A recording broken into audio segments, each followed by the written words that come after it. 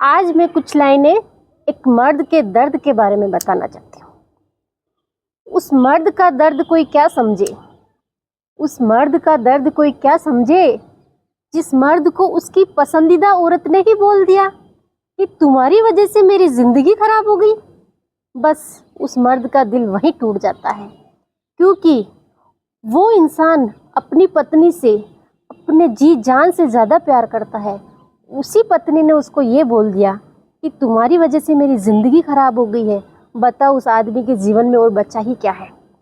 एक आदमी सुबह जल्दी उठकर अपनी पत्नी के लिए, अपने बच्चों के लिए, अपने माता पिता, अपने परिवार के लिए वो अपनी सारी खुशियाँ छोड़कर जल्दी उठकर वो कमाने के लिए बाहर जाता है।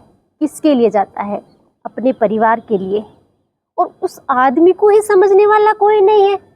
अक्सर आजकल यही हो रहा है कि एक आदमी की फीलिंग्स को कोई नहीं समझता है, उसके दुख दर्द को कोई नहीं समझता है।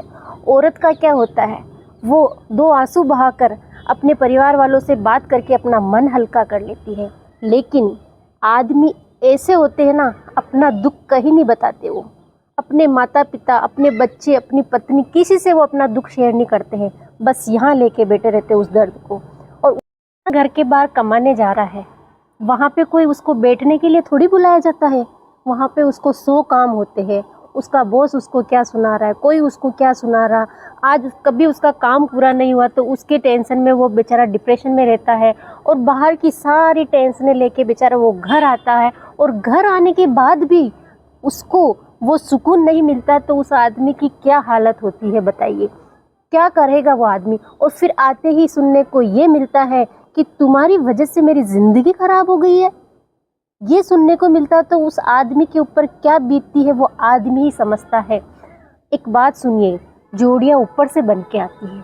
अपन कोई नहीं होते जोड़ियाँ बनाने वाले, तो ऊपर से बनी हुई जोड़ियों पे अपन कैसे कह सकते हैं कि तुम्हारी वजह से मेरी ज़िंदगी ख़राब हुई है।